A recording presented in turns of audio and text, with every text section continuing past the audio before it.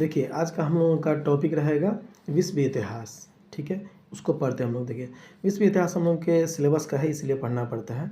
तो विश्व इतिहास पूरी दुनिया का इतिहास है। पूरी दुनिया के इतिहास में जो है ना, अकेला 70% जो हिस्सा रखता है, वो रखता है यूरोप का इतिहास, ठीक है? यूरोप का प्राचीन, मध्य और आधुनिक इतिहास, ठीक है? उसमें थोड़ा-सा वर्ल्ड हिस्ट्री में अमेरिकी क्रांति आ जाता है। बाद बाकी जो भी इतिहास है ना, 70% अकेला जो है वो यूरोप का इतिहास है, ठीक है? तो उसको पढ़ते हैं हम लोग क्या। यूरोप का इतिहास भी हम भारतीय इतिहास की तरह जो है ना 3 फेज में बँटा हुआ है, प्राचीन, मध्य और आधुनिक, ठीक है? तो प्राचीन जो समय, देखिए 2 चीज़ को समझाने के लिए हमको जो है ना थोड़ा बैकग्राउंड बताना पड़ रहा है यूरोप का, ठीक है? तो उसके लिए आप लोग जो है संकोच नहीं कीजिएगा, हड़बड़ाइएगा नहीं। तो और 2 चीज़ क्या चीज़ है? तो पहला है रेनेसाँस, जिसको पुनर्जागरण कहा जाता है, दूसरा एनलाइटमेंट, जिसको प्रबोधन कहा जाता है। ये दोनों टॉपिक जो है ना समझ में नहीं आता अच्छे-अच्छे को, मिलता भी नहीं है सही तरीके से कि इसका क्या अर्थ है। तो उसी को बताने के लिए जो है हमको यूरोप का थोड़ा इतिहास जो है ना बताते हुए चलेंगे, तब जाकर के समझ में आएगा। तो प्राचीन समय से जो है ना, जैसे भारत में छोटा-छोटा राज्य था प्राचीन समय में, जैसे लिच्छवी, मगध, तक्षशिला ये सब था ना, तो वैसा ही यूरोप में भी जो है ना अलग-अलग ऐसा सिटी सब बना हुआ था। एथेंस था, उसके बाद रोम था, ये सब जो है ना अलग-अलग सिटी सब था। तो अलग-अलग समय पर जो है ना राजा लोगों को आया, महत्वाकांक्षी राजा, जो कि मतलब के अपने आप में मतलब गट्स था उसको, और अलग-अलग सिटी को मिला करके एक सभ्यता बनाई, जिसको कहा गया रोम सभ्यता, ठीक है? तो रोम सभ्यता है ना, वो पूरे भूमध्य सागर जो है, मैप पे देखिएगा इसमें वर्ल्ड मैप पे, तो भूमध्य सागर है एक, जिसको कहा जाता है मेडिटेरेनियन सी। तो उस पूरे भूमध्य सागर को जो है ना घेरे हुआ था। उस पूरे भूमध्य सागर के जो मतलब राउंड में जितना भी ज़मीन था ना, जितना भी कॉन्टिनेंट था, एशिया था, अफ्रीका था, यूरोप था, ये सभी के जो है ना समुद्र से, भूमध्य सागर से लगा हुआ जो भी ज़मीन था एक थोड़ा हद तक, तो उस सब में पूरे में फैला हुआ था। कौन? Roman empire. रोमन अम्पायर इतना बड़ा था अपने आप में, अपने समय का सबसे बड़ा सभ्यता यही था। तो इसको चलाने के लिए जो है ना उसके राजा को या उसके प्रशासन को बहुत झूल होता था, बहुत स्ट्रेस लेना पड़ता था। तो उसको जो है ना 2 फेज में, 2 पार्ट में बाँट दिया था, 2 हिस्से में। पश्चिमी रोमन अम्पायर और पूर्वी रोमन अम्पायर। तो पश्चिमी रोमन अम्पायर का जो था हेडक्वार्टर था ना, वो था रोम, और जो पूर्वी रोमन अम्पायर था तो उसका हेडक्वार्टर था कॉन्स्टेंटिनोपल करके था, ठीक है? तो अब हुआ क्या कि जो पश्चिमी रोमन, ये पूरा का पूरा आप एक फ़ेज़ में लीजिए, ताकि फिर बाद में काल को बाँटा जाएगा। देखिए, काल क कभी बँटा है ना, तो इतिहास में नहीं बँटा था, वो बँटा है किताब पे पढ़ने के लिए, ठीक है? तो इस बात को समझिएगा। तो शुरू से सभी चीज़ एक इक्वल चल रहा था। प्राचीन समय में जो था, जो भी यूनान का सभ्यता था, पूर्वी-पश्चिमी मत बाँटिएगा, नहीं तो दिक्कत हो जाएगा। तो पूरे में जो है ना रोमन सभ्यता में वो प्राचीन चल रहा था, ठीक है? तो प्राचीन चल रहा था, लेकिन पूर्वी और इसमें बाँट दिया गया था अलग-अलग एडमिनिस्ट्रेशन के लिए।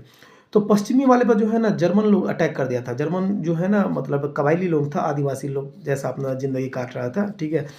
तो इसमें कोई नया बात नहीं है कि हाँ, वो लोग ये लोग डेवलप था, वो लोग मतलब कि आदिवासी था। अभी भी जाइएगा अंडमान निकोबार में, या भारतीय के मतलब छत्तीसगढ़ या और भी कहीं जाइएगा ना, एमपी ये सब में, तो वहाँ भी जो है ना आपको अभी भी आदिवासी लोग मिलता है। वैसा ही जीवन बिता रहा है, ठीक है? हम लोग एआई में चले गए, आर्टिफ़िशियल इंटेलिजेंस में चले गए। अब वो लोग अभी भी जो है ना तीर धनुष से काम करता है। तो उस पचड़ा में नहीं पड़िए, उस अलग चीज़ है।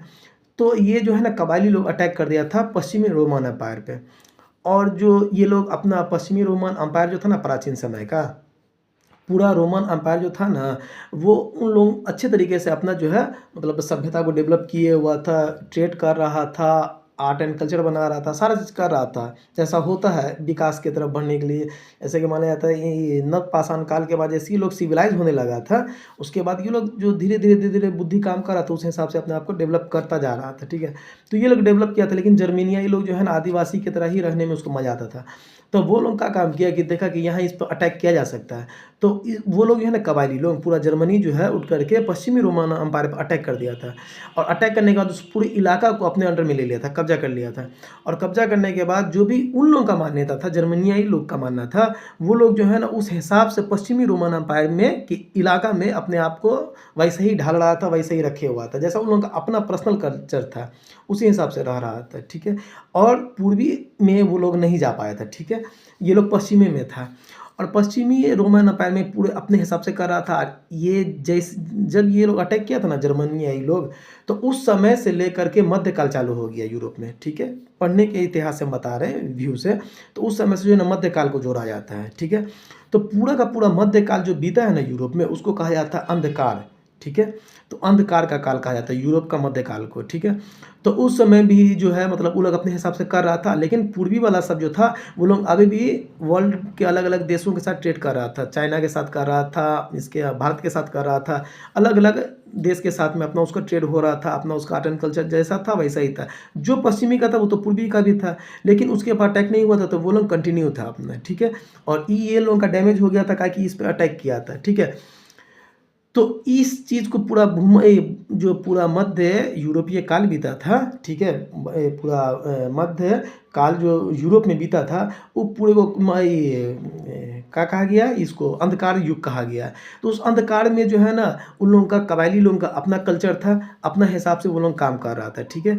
तो उस वजह से जो है ना वहाँ का लोग जो है ना उल्टा मतलब हो गया था, असभ्य हो गया था। जैसे सभ्यता की तरफ बढ़ रहा था तो उसका उल्टा हो गया था, फिर से वो लोग आदिवासी की तरफ जा रहा था। तो इसी चीज़ को जो है ना जब पूर्वी अम्पायर पे पूर्वी रोमन अम्पायर पे किसी कारणवश अटैक किया गया था, किसी के द्वारा, अरबी लोगों के द्वारा या फिर और भी कोई अन्य कंट्री था, वो लोग जब अटैक किया था अपने ट्रेड को बढ़ाने के लिए या उस इलाके को कैप्चर करने के लिए, तो वहाँ का जो विद्वान लोग था या जो भी हाई क्वालिटी का आदमी सब था ना, तो वो लोग जो था अपने जो बचा हुआ था उसका वैल्यू सिस्टम जो कि प्राचीन समय से आ रहा था उसको लेकर के ये लोग पश्चिमी रोमन अम्पायर में इस्टेब्लिश्ड हो गया। और वहाँ के लोगों को फिर से याद दिलाया कि भैया हम लोग तो ऐसे थे, ई पगला सब के चक्कर में आप काहे ऐसा हो रहे हैं फिर। तो धीरे धीरे कर करके जो है ये लोग जो है पूर्वी वाला सब पश्चिमी में जा करके फिर से लोगों को जो है ना जागरूक किया था, उसको बताया था कि भैया हम लोग ऐसे थे, ये कबायली के तरीके से हम लोग को नहीं रहना है। तो यही जो कंडीशन है ना इसी को कहा गया है पुनर्जागरण। मतलब कि जो मध्यकाल में यूरोप सो गया था उसी को फिर से जगाने के लिए जो कहा जाता है रेनेसांस। रेनेसांस मतलब होता है फिर से जागना, पुनर्जागरण इसका हिंदी में अर्थ है, ठीक है। तो ऐसे कर करके जो है ना इस चीज़ को फिर से मतलब इस पूरे प्रोसेस को जो है ना कहा गया है पुनर्जागरण, ठीक है। तो ये पुनर्जागरण का काल जो है ना यूरोप में चला था और मतलब कि 500 ईस्वी से लेकर के क्या है कि प्राचीन समय से लेकर के 450 तक प्राचीन था। 450 के आसपास जब अटैक किया था उसके बाद से लेकर के 1400 ईस्वी तक जो है ना मध्यकाल अंधकार के युग में था। और उसी समय में जो है जब फिर चल रहा था अंधकार के बाद, जैसे ही लोग मध्यकाल से हम जोड़ते हैं ना 1500 के बाद 1700 तक का मध्यकाल, तो इसी शुरुआती मध्यकाल में जो है ना लोग इस पर अटैक हो गया था पूर्वी इस पे रोमन अम्पायर पे, और वहाँ का लोग जो है ना पश्चिमी में जा करके ऐसा जो है पुनर्जागरण का काम किया था। तो इस बात को ध्यान रखना और इसी पूरे सेटअप को, इसी पूरे जो व्यवस्था को जो है लोगों को जो समझाना बुझाना है कि प्राचीन समय में हम लोग ऐसे थे, हम लोगों का वैल्यू सिस्टम ऐसा था, हम लोग पढ़ने लिखने वाले हैं, शिकार नहीं कर सकते, ऐसा नहीं कर, बहुत तरीके से जो उसका अपना पुराना व्यवस्था था वो जब पढ़ाएंगे तो फिर समझ में आएगा। तो मतलब है कि प्राचीन समय के बाद को फिर से एस्टेब्लिश किया गया था मध्यकाल के बीतने के बाद, क्योंकि मध्यकाल तो पूरा का पूरा अंधकार में था, तो उसके बीतने के बाद जो भी इसको मतलब सही से किया गया था ना तो उसको कहा गया है पुनर्जागरण का काल, ठीक है। तो इस बात को ध्यान में रखना है। और ये ट्रांजिशन फेज है, मध्यकाल और आधुनिक काल का जो ट्रांजिशन फेज है ना, तो इसी को कहा गया पुनर्जागरण का काल। तो ये मिल करके काम किया गया है, ठीक है। एक डिफिनेशन ये भी है इसका कि ये मिल करके काम किया गया है। मध्यकाल और आधुनिक काल का जो फेज है ना उसमें मिल करके काम किया गया है, मतलब प्राचीन समय का वैल्यू सिस्टम ले करके आधुनिकता के साथ मैच करते हुए किया गया है। लेकिन जब ये हो गया पुनर्जागरण या रेनेसांस, लेकिन जब प्रबोधन का बात आता है, इनलाइटमेंट का बात आता है, तो उसी व्यवस्था को जो है ना साइंटिफिक टेम्परामेंट दिया जाता है, ठीक है। कि भैया एक प्राचीन समय में का बात को तो आप अप्लाई कर रहे हैं, ठीक है, उसमें हम रोकेंगे नहीं, लेकिन उस चीज़ को जो भी लोग उसमें साइंटिफिक टेम्परामेंट लगा रहा था कि नहीं भैया इसको जांचेंगे भी हम, प्राचीन समय में था तो क्या हुआ, हम इसको अभी भी जांचेंगे कि वाकई में प्राचीन समय में जो व्यवस्था दिया गया था वो एक्यूरेट है कि नहीं अभी के हिसाब से।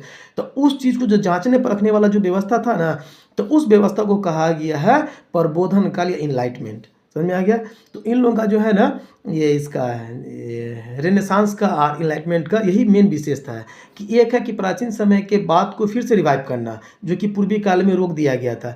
लेकिन प्रबोधन का ये बात है कि प्राचीन समय के बात को तो ला रहा है, लेकिन लाने का जो आप मतलब कि कैसे आप समझिएगा कि प्राचीन समय में सही था, हो सकता है कि उसमें भी कुछ क्लैश रहा हो, तो उसको जांचेगा। तो जांचेगा कैसे, तर्क के आधार पे एक दूसरे के साथ डिस्कस करके या उसको और भी तरीके से जो जैसे भी जांचना होगा, ठीक है। उसका अलग अलग बिंदु है, उसमें जाइएगा तो फिर कंफ्यूज हो जाएगा।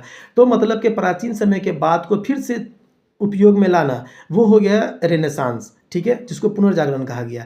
लेकिन उसी प्राचीन समय के बाद को जब आप तर्क के आधार पर या फिर मतलब जैसे भी हो उसको सिद्ध कीजिएगा, ठोस कीजिएगा तो उसको कहा गया प्रबोधन का काल। ठीक है, तो ऐसे कर करके इसमें दोनों में डिफरेंस है। डिफरेंस को समझ में नहीं आता लोगों तक, क्लियर क्या करेगा एक दूसरे का। जिसको नोट्स बना लीजिए, हम पेज भी दे रहे हैं, इस पेज को भी देख लीजिएगा, इस पेज के हिसाब से भी आप लोग अपना नोट्स तैयार कर लीजिए। ठीक है, थैंक यू।